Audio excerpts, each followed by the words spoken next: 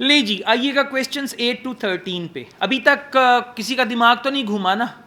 अभी आगे चल के घूमेगा, पार्ट 1 में वैसे भी नहीं घूमता, ठीक है? फिर मैं आपको और घुमाऊंगा, राइट? ये जैसे लोग सवात घूमने जाते हैं ना, उस तरह से आपको रीडिंग में घुमाएंगे। हाँ नहीं, सीक्वेंस वाइज। हाँ, ये जो क्वेश्चन टाइप हम कर रहे हैं ना, ये सीक्वेंस में चल रहे हैं। पार्ट 1 में आमतौर पे ऐसे, हाँ इन टाइप्स में ऐसे ही होगा। ट्रू फॉल्स नॉट गिवन में, सेंटेंस कॉम्प्लीशन में, शॉर्ट आंसर क्वेश्चन में, जहां पे नहीं होगा वो भी मैं भी बताता हूं, ठीक है? अच्छा जी, क्वेश्चंस 8 to 13 पे आ जाएं। Complete the table below. अब हमारी क्वेश्चन टाइप है टेबल कॉम्प्लीशन, ठीक है? सुन लें, टेबल में भी क्वेश्चंस और आंसर्स एक ही ऑर्डर में होते हैं। कभी कभार कोई आगे पीछे हो सकता है, लेकिन होगा एक ही जगह पे। मतलब आगे पीछे हो जाएगा, लेकिन होगा एक ही उस जगह पे, ठीक है? अब देखिएगा जरा, मिडिल एज। अब टेबल में हमारे पास यहाँ पे दो पार्ट्स हैं, दो कॉलम्स हैं। एक हो गया मिडिल एजेस का बताया है, उसके बाद nutmeg was brought to Europe by the, अभी आप लोगों ने पढ़ा है। जाएं जरा वापस, हाँ वापस जाएं, मिडिल एजेस पे जाएं। फर्स्ट आपका ये फर्स्ट पैराग्राफ है I guess, second paragraph. Throughout this period, Arabs were the exclusive importers of the spice to Europe. तो नटमैग यूरोप में कौन लेके आया? अरब्स। अब देखें, ये है वन वर्ड ओनली और आर्टिकल ऑलरेडी लिखा हुआ है, तो आपने दी अरब्स नहीं लिखना, क्या लिखेंगे? अरब्स लिखेंगे, ठीक है? ARABS, और स्पेलिंग जो है वो करेक्ट होनी चाहिए। समझ आ गई यहाँ तक? अब इससे आगे बाकी के आंसर्स भी मिलेंगे। अभी देखते हैं 16th सेंचुरी, कोई क्वेश्चन नहीं है, छोड़ दें। अब इसका मतलब है कि पैसेज में थोड़ी सी स्पेस के बाद अगला आएगा। 17th century, demand for nutmeg grew. Question को समझना है, क्वेश्चन समझ ना आया और आप पैसेज पे चले गए तो आप अपने 2-3 मिनट समझें जाया, और उसके बाद दिमाग का ऐसा दही बनेगा, अगले टेस्ट का भी सत्यानाश। क्वेश्चन को समझ के जाना है। क्वेश्चन है जी, demand for nutmeg grew, comma आ गया, as it was believe to be effective against the disease known as. अब जरा सुनिएगा, आंसर होगा एक डिसीज का नाम, जैसे ये कोविड चल रहा है आजकल, डिसीज का नाम। वापस जाइएगा, 17th सेंचुरी ढूंढें। मिल गई 17th सेंचुरी, फर्स्ट पेज पे आपको मिलेगी, ये फोर्थ पैराग्राफ में, यहां पे भी है 17th सेंचुरी। मिल गया 16, 17, ये 17th सेंचुरी ही बन जाती है। अब जरा आइएगा चौथी लाइन पे, at the same time thousands of people across Europe were dying of the plague, a highly contagious and deadly disease. क्या नाम है डिसीज का? प्लेग। मिला सबको? ये जिसको ताउन कहते हैं, ताउन की बीमारी।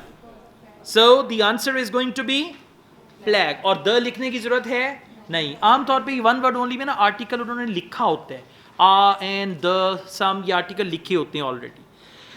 अच्छा जी, उसके बाद आइएगा, देखिए नेक्स्ट, अभी 17th सेंचुरी ही चल रहा है। डच पे आ जाएं। डच के बाद आ गया बेंडा आइलैंड्स, उसको भी छोड़ देना है। क्वेश्चन नंबर 10 पे आ जाएं।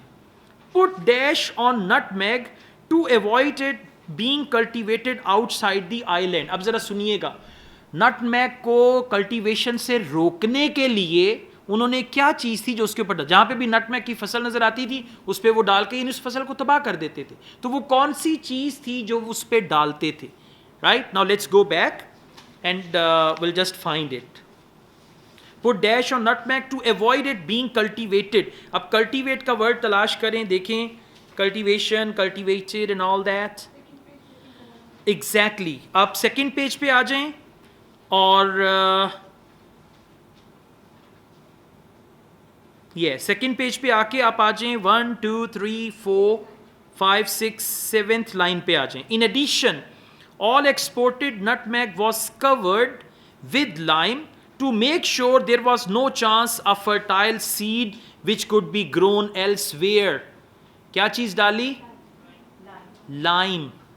दोबारा पढ़ें इसको। In addition, all exported nutmeg was covered with lime to make sure there was no chance a fertile seed which could be grown elsewhere would leave the island. कितने जालिम लोग थे, हाँ? कोई और इसको उगा ना सके, कर ना सके and all that. पास्ट में कैसी कैसी कहानियां चलती रही हैं, अभी भी ऐसे ही है ये। So the answer will be lime. बीजों के ऊपर चूना डाल देते थे कि ताकि ये उगे ना दोबारा। आप समझे किसी को गंदम बेच रहे हैं और गंदम के ऊपर चूना डाल के दे रहे हैं कि कहीं खुद ना उगा ले, हमसे ही लेके जाए। हाँ, Okay, let's go on. Question number 11. Finally obtained the island of dash. अब सुनिएगा, island of dash का मतलब है island का नाम. ठीक है, किसने लिया? From the British. ब्रिटिश से किसी ने आइलैंड वापस ले लिया. जाइएगा उसी पैराग्राफ में आगे जाएं. The British agreed. हाँ, yeah, exactly. So इसको आगे पढ़िएगा. लाइन से 2 लाइंस आगे आ जाएं.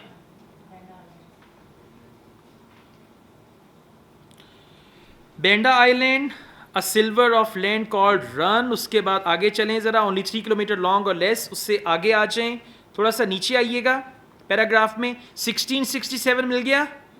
Intent on securing their hold over every nutmeg producing island, the Dutch offered a trade. If the British would give them the island of Run, they would in turn give Britain a distant and much less valuable island in northern America. Question क्या है? Finally obtained the island of Dash from the British. So आगे क्या लिखा हुआ? The British agreed. तो agreed का क्या मतलब है? उन्होंने कौन सा आइलैंड दे दिया? Island of Run. That's mentioned. दोबारा पढ़िएगा, नहीं समझ आया तो. The Dutch offered a trade. उन्होंने उनको कहा एक सौदा करते हैं. सौदा क्या है? If the British would give them the island of Run, कि अगर ब्रिटिश हमें डच लोगों को आइलैंड ऑफ रन दे देते हैं तो वो उनको दूर एक और आइलैंड दे देंगे तोहफे में, कि ये हमें दे दो, वो तुम ले लो. Right. So the island of Run, और आगे लिखा हुआ ब्रिटिश अग्रीड. उन्होंने कहा ठीक है, ये आइलैंड ऑफ रन ले लो. तो क्वेश्चन क्या है? क्वेश्चन है finally obtained the island of run from the British. ठीक हो गया. डच जो है उन्होंने, देखिए ना ऊपर डच लिखा हुआ है. अब अगर आप मुझे कहें डच कहां पे लिखा हुआ है, टाइटल डच है ऊपर जो लिखा हुआ है ना क्वेश्चन नंबर 10 से भी ऊपर, इट्स दैट. ओके जी, लेट 18th सेंचुरी पे आ जाएं. लेट 18th सेंचुरी का मतलब है 1700 समथिंग. जब वो 18th सेंचुरी का वर्ड यूज करते हैं ना, उसका मतलब है 1700 समथिंग. 17 के बाद 18 शुरू हो जाता है. अभी हमारा कौन सी सेंचुरी चल रही है? 21 चल रही है ना. तो हम लोग लिखते क्या हैं? 2021. हम लोग 21 नहीं लिखेंगे. हम लोग यानी 2000 के बाद जैसे ही अगला साल शुरू होगा वो अगली सेंचुरी आ जाएगी. ठीक है.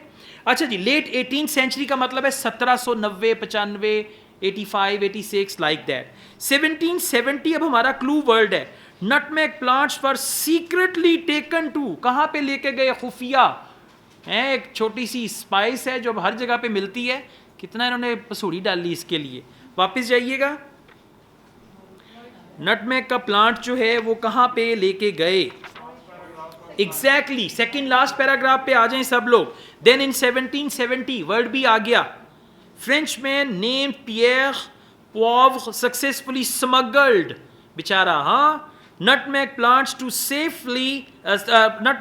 Safety in Mauritius. ठीक हो गया. अब सीक्रेटली के लिए क्या वर्ड आ गया?